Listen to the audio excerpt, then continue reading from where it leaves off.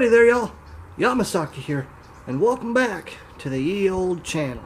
On today's episode, the webisode, video, whatever you wish to call it, is going to be a new project. Oh yeah, what's new? This particular one also came off of the old iron land of the iron halls, and it's quite a unique piece, I'll say that. What might this unique piece be, you say? Well, this right here is an old Kohler Flathead 4-cylinder electric plant generator engine. We're going to be seeing what we got to do to get this old thing going.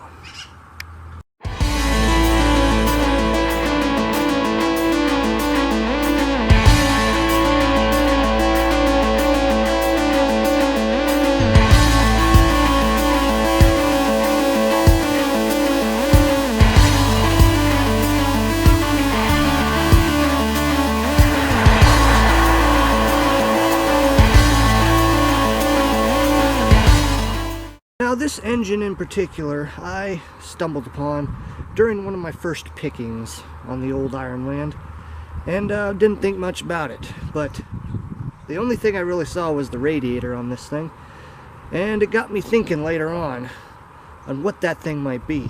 Well, I looked it up, and it's quite an interesting machine. Mainly, all these old Kohler 4-cylinders were part of a special unit known as an electric plant, deemed by Kohler. And all they were was a self-contained 4-cylinder engine. This is the flathead version, but seems like they made some overhead valve versions as well later on.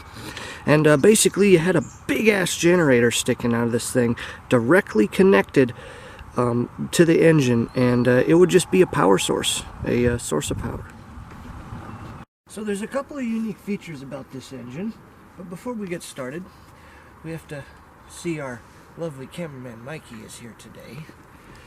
There he is, all glorious, all that, but this thing is built very similarly to an old Flathead Ford 4-cylinder that they put on like the 8Ns or the Model A's or even the Model T's. They're all basically the same. We have our one-piece manifold right here, and I've gone ahead, painted the head and the exhaust manifold because I had to take it apart to see what was going on. It appears like it's locked up. It's got a, as I mentioned previously, this is a completely self-contained engine. It's got the radiator, it's got a way of ignition via a magneto, it's got a hand crank, so you need no external pieces to run this engine, which is really cool and really what wanted me to grab it and save it. But I had to get in here to see what was locking it up, and the cylinders all look good. There's a lot of carbon buildup in there, and a couple of these ports were filled up with crap and everything, but I cleaned them out. The engine is free. If we walk around over here, Mikey, if you want to come over here. As you can see here, what used to be a big generator would sit right here attached to this engine. Somebody has modified a bell housing to fit under it, but this right here, this whole piece is the flywheel.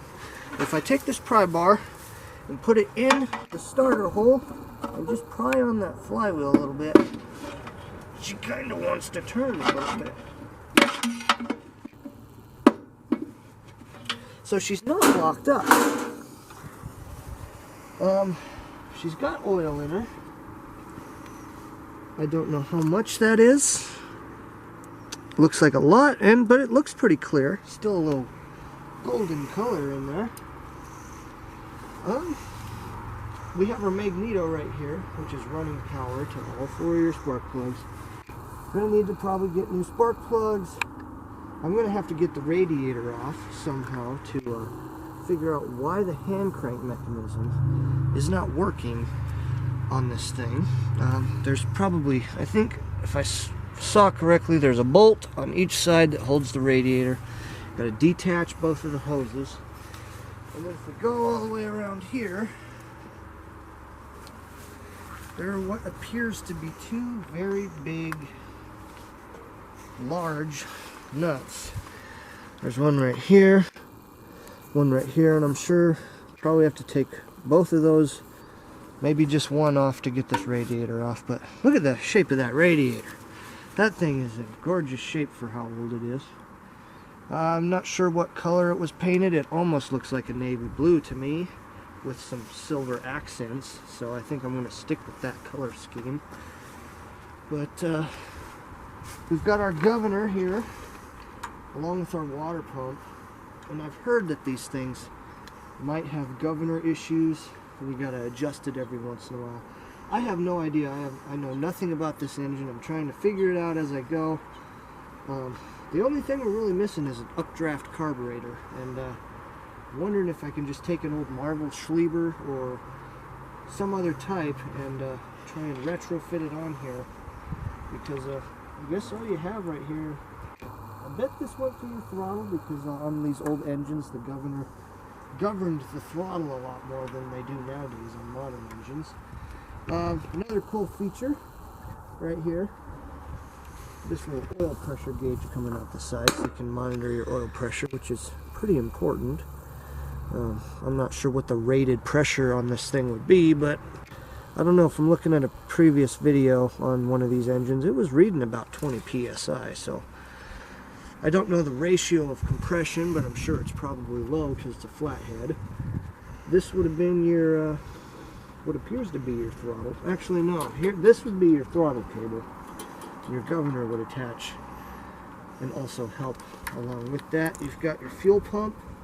So I mean, this is a really cool engine. Somebody modified it to have a little loop right here so you could maybe lift the engine in the air if you needed to. I have no idea. But it's a real cool piece of history, and I'm hoping I can save it. But Mikey, what are your thoughts on this thing? What are your impressions? What do you think? It's big. It's not that big. It has a lot of cancer. I don't see no cancer. I see a lot of cancer. A lot of grease. I see a lot of cancer. Do you know, that was when I was cleaning it out. Had a little water in it, okay? Cancer. Cancer. I think, honestly, you should just... That's not how you do it, Mikey. You're going the wrong way. And you gotta press the handle in, too. Right there. Yep, you almost had it. There you go. She's stuck. She's stuck, but she's not stuck. That's the mystery, Mikey. She's stuck. Stuck, yes. But she's not stuck. Exactly. Isn't that interesting? Hopefully the crank's not broke in half. That wouldn't be the worst thing to happen to an engine, because it's probably right there. You okay there, Mikey? He's perfectly fine, y'all.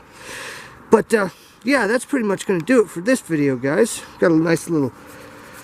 Not sure what LP5 meant, but, are you a wizard, Harry? Harry Potter, the boy Who lived to die. This channel would not be complete without you, Mikey. You know that? You got a lighter? I don't have a lighter. But anyway, we're going to go ahead and do our outro. We got a mess sprawled out here, but anyway, Mikey, here you go. What in the world are you doing?